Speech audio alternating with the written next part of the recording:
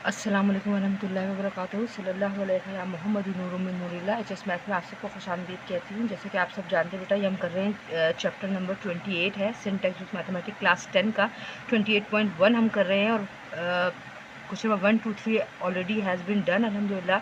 And today we are going to solve question number 4 and question number 5 which is actually the theorem question 28.1। और chapter का नाम जैसे कि आप सब जानते हैं कि हमारे इस चैप्टर का नाम है angles in a segment of a circle. सही है। अब हमें क्या करना है, ये हमारा क्वेश्चन नंबर 4 है। मैं आपको बार बार कहती हूँ कि प्लीज़ ये जो चैनल है इसकी मदद से आप जिस हद तक हो सके इस लिंक को शेयर करें ताकि ज़्यादा से ज़्यादा बच्चे इसका फ़ायदा उठा सकें। और जो सवाल आप पूछना चाहते हैं आप पूछ सकते हैं। सिर्फ मुश्किल उस वक्त तक होती है जब तक हमें सवाल समझ में नहीं आता। मेरी बात हमेशा याद रखिएगा, मैथ्स को लिख कर सॉल्व करने की ज़रूरत होती है, मैथ्स कभी भी देख कर सॉल्व नहीं होता। The inscribed angle of two congruent major arc. दो बातें आपको पता होनी चाहिए। एक इंस्क्राइब एंगल, मैंने आपको पिछले सवालों में डिटेल में जब ये चैप्टर का इंट्रो दिया था उसमें बताया था। इंस्क्राइब एंगल का होता है जो सर्कल की लाइन पर बनता है, जैसे ये सी और सी डैश इंस्क्राइब एंगल है, ठीक है, कॉर्ड की मदद से।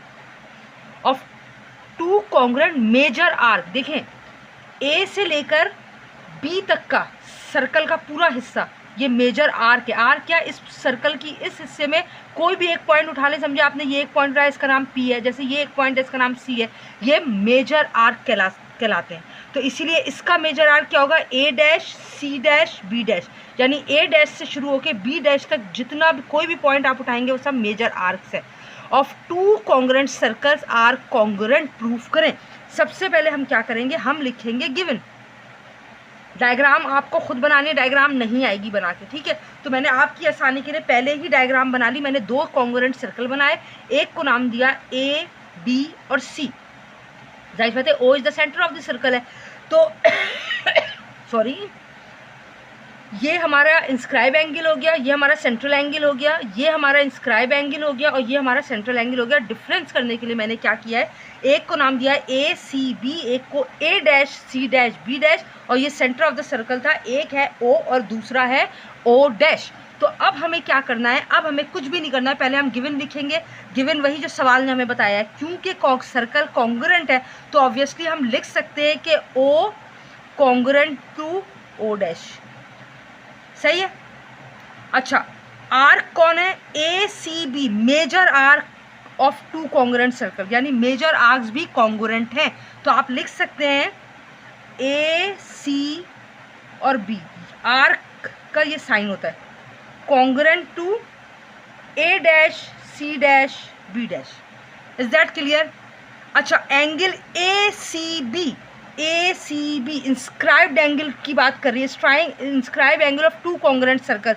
तो इंस्क्राइब, जब सर्कल कॉन्ग्रुएंट है तो जाहिर बात है ये एंगल भी कॉन्ग्रुएंट होंगे। तो ए सी बी, अब यहाँ आर्क का साइन नहीं लगेगा, यहाँ एंगल का साइन लगेगा सी सेंटर में, यानी एंगल सी की बात हो रही है, congruent to angle A dash C dash की बात हो रही है। ये दोनों भी बराबर हैं, सही है। A B and A dash B minor arc है, ए बी ये आर्क्स है and A dash B dash are the minor arc. कैसे पता, ए डैश और बी डैश के फासले में जो ये जो लाइन है सर्कल की, इसमें जो भी डॉट है वो सब माइनर है, देखने में आपको पता चल रहा होगा सॉरी। सही है। अब आपको क्या करना है, अब आप यहाँ लिखेंगे टू प्रूव। हमें असल में प्रूफ क्या करना है, देखिए सवाल समझें। वो कह रहा है the inscribed angle of two congruent major arc of two congruent circle are congruent, यानी इंस्क्राइब एंगल कॉन्ग्रुएंट है। तो आपको प्रूफ क्या करना है, एंगल ए सी बी, यानी इंस्क्राइब एंगल जो है वो कॉन्ग्रुएंट है, angle A dash C dash B dash. सही। अब आपने क्या की, कंस्ट्रक्शन की। मैंने एक साथ ही डायग्राम बना ली थी क्योंकि it take a lot of time, तो ये वेस्टेज है पूरा। ज्वाइन ओ ए ओ बी, सही है। ओ को ए से मिला दें, ओ को बी से मिला दें, join O A and O B and O dash A dash and O dash B dash. सही है। सॉरी, अब हम करने जा रहे हैं प्रूफ।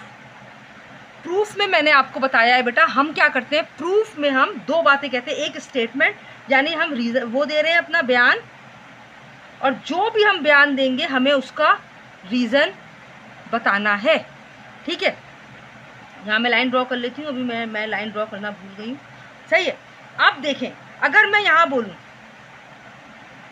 ACB आर्क, ACB बराबर है A dash C dash B dash की, आर्क बराबर है, ये हमारा क्या रीज़न था गिवन, क्योंकि हमें सवाल ही बता चुका। AB और A dash B dash, AB congruent है A डैश B डैश के, सर्कल्स आर कॉन्ग्रुएंट, जाहिर सी बात है सर्कल्स आर कॉन्ग्रुएंट हैं, तो ये दोनों भी बराबर होंगे। अब हम लिख सकते हैं मेजर एंगल AOB कॉन्ग्रुएंट है major angle A dash O dash B dash के। क्यों? क्योंकि दोनों सेंट्रल एंगल्स हैं, सेंट्रल एंगल्स हैं, दोनों सेंट्रल एंगल्स हैं। ठीक है, अब वो कह रहा है मेजर AOB, अभी हम पीछे जो 3 सवाल करके आए, जिन बच्चों ने देखा होगा वो अच्छी तरह जानते हैं कि एक सेंट्रल एंगल 2 इंस्क्राइब एंगल के बराबर होता है। तो A dash O dash B dash हम यहाँ लिख सकते हैं कि अभी हमने ऊपर कहा A dash O dash B dash के बराबर है, यहाँ हम कह रहे हैं कि वो 2C के बराबर होगा, यानी मेजर एंगल ACB यानी C के बराबर होगा। सही है, बाय थ्योरम 28.1।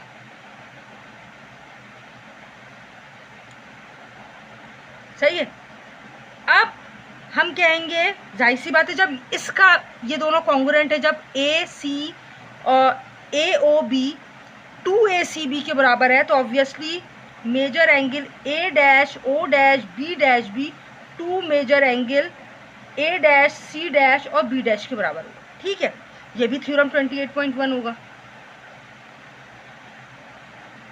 ठीक है, अब सॉरी ये मैं लिख दूं 1 2 3 4 5, बट हम यहाँ कह सकते हैं, लेकिन हम तो कह रहे हैं कि major AOB, major angle AOB congruent है major angle A dash O dash और B डैश की।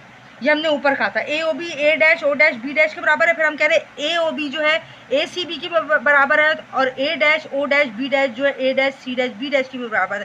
लेकिन हमने ऊपर कहाँ बताया था कि AOB जो है A डैश O डैश और B डैश के बराबर है, और 2 मेजर एंगल ACB, AOB किसके बराबर है 2ACB के, और A dash O dash B dash किसके बराबर है 2 major angle A dash C dash B dash. देखिए AOB की जगह हमने उसकी वैल्यू लिख दी और A dash O dash B की जगह उसकी वैल्यू लिख दी। सही है, अब यहाँ 2 से 2 कट जाएगा। अच्छा, एक पॉइंट क्या हो जाएगा, यहाँ बच गया ACB, मेजर एंगल ACB बराबर हो गया major angle A dash C dash और B डैश के। सही है, तो ये दो हमने प्रूफ कर दिया, ये रहा ACB A dash C dash B dash के बराबर है, और यहाँ हम लिख सकते हैं प्रूफ। अल्हम्दुलिल्लाह क्वेश्चन नंबर 4 भी हमारा डन हो चुका है, और उम्मीद करती हूँ ये आपको समझ में आया होगा। अल्लाह ताला आपका हामी व नासिर हो। मुझे अपनी दुआओं में ज़रूर याद रखिएगा। कैसे समझ में आया मुझे ज़रूर बताइएगा, मैं आपके फ़ीडबैक का इंतज़ार करूँगी। जज़ाकल्लाह खैरन कसीरा।